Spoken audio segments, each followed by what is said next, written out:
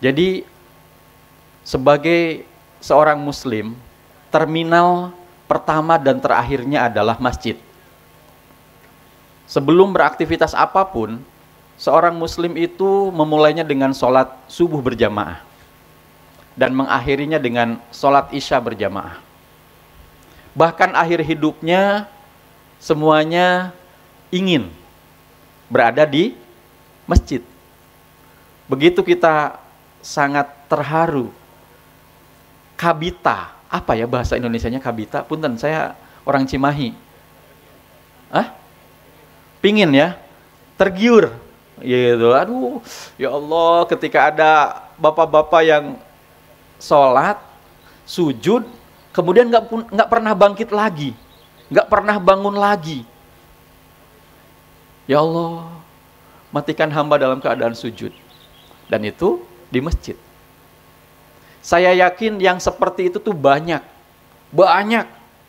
Tetapi karena masjid yang punya CCTV sedikit, tidak sebanyak masjid, jadi yang terekam sedikit.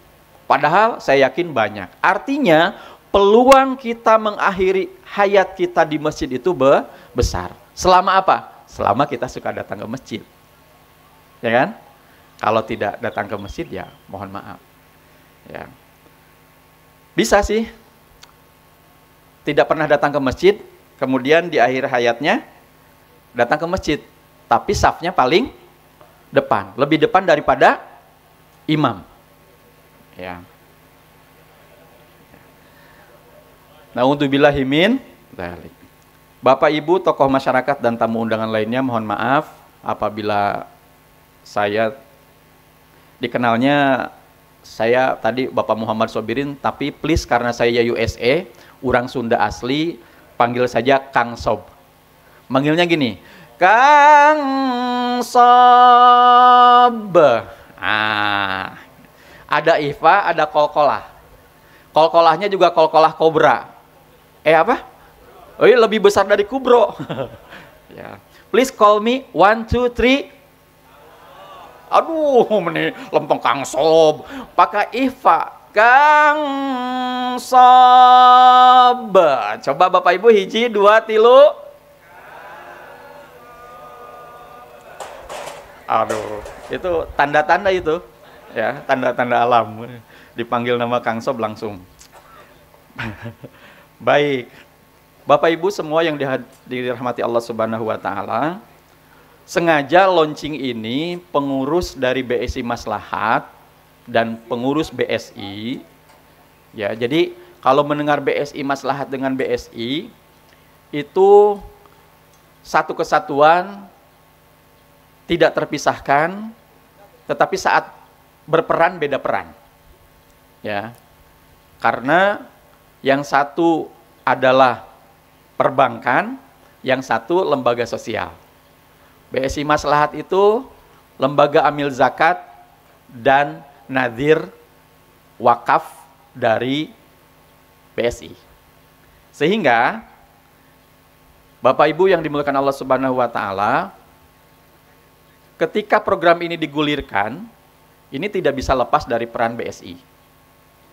Makanya setiap aktivitas BSI Maslahat selalu menghadirkan BSI. Bahkan apapun yang kita salurkan, yang kami salurkan, kemudian yang kami berdayakan, maka kami berupaya untuk mendapatkan manfaat timbal balik kepada BSI. Karena walau bagaimanapun, sebuah program dikatakan sukses kalau dia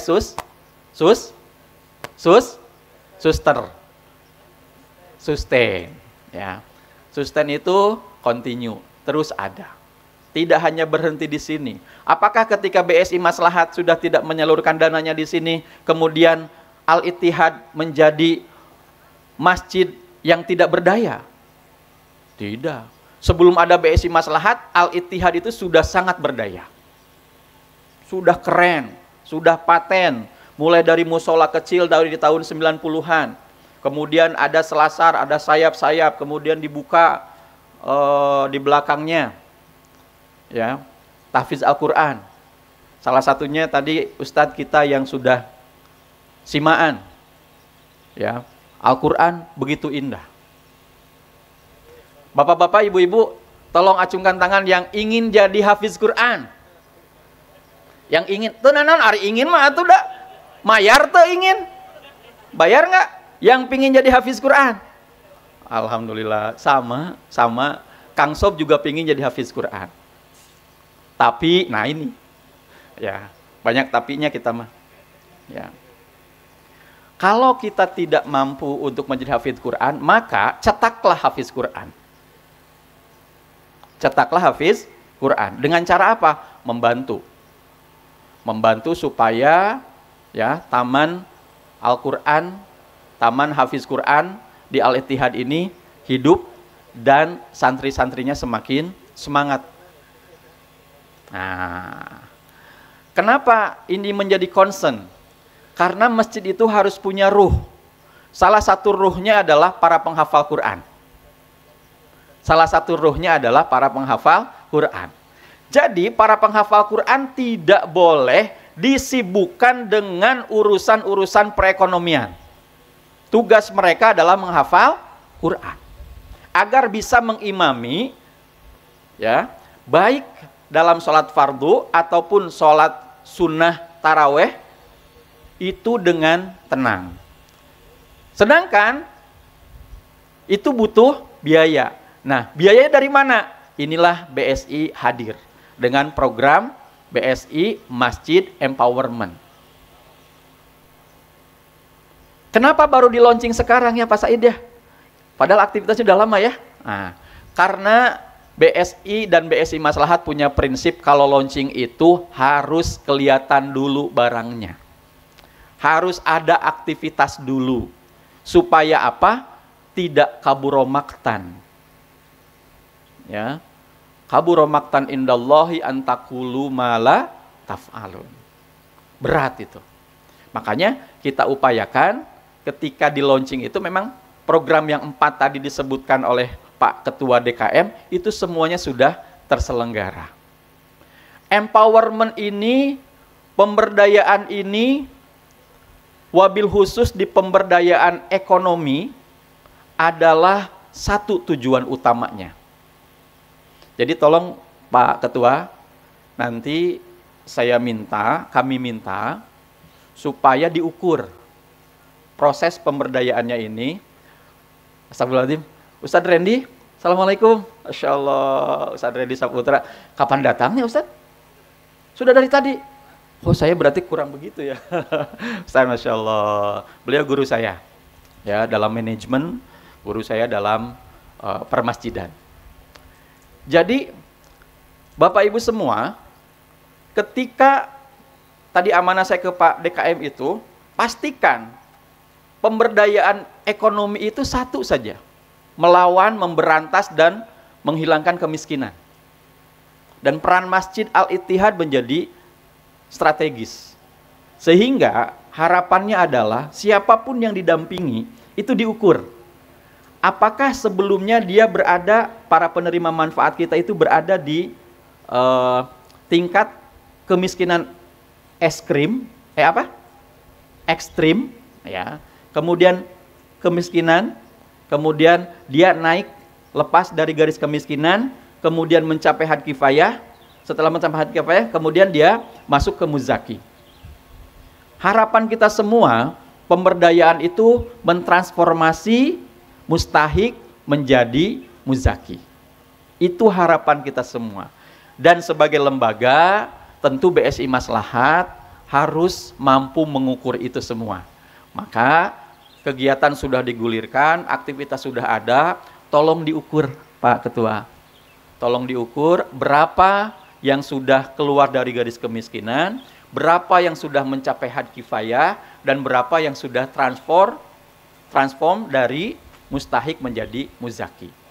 Karena walau bagaimanapun amanah dana zakat, infak sedekah yang dihimpun oleh BSI Maslahat itu harus mencetak muzaki baru. Ketika sudah mencapai muzaki, maka usahanya pasti bankable. Ketika usahanya bankable, maka menggunakan banknya apa Bu, Pak? Ya, Bapak Ibu sendiri yang bilang ya, bukan Kang Sob ya. Ya, banknya BSI. Kalau sudah jadi muzaki, zakatnya kemana? Zakatnya kemana? Ke Al-Ittihad. Gak masalah. Ya, gak masalah.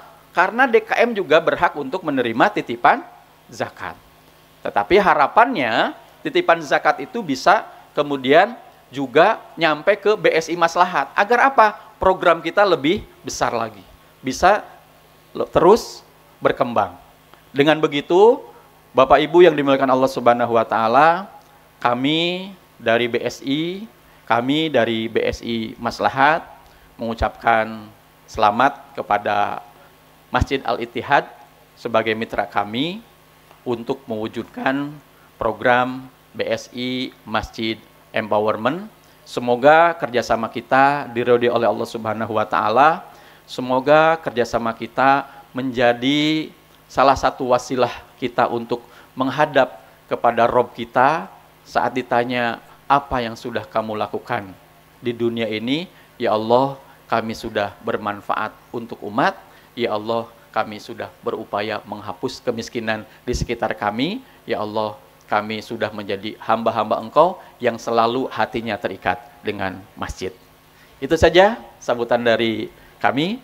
Mudah-mudahan Allah Subhanahu wa taala memberkahi langkah-langkah kita semua. Wallahu muwaffiq ila aqwamit thoriq. Assalamualaikum warahmatullahi wabarakatuh. Waalaikumsalam warahmatullahi wabarakatuh.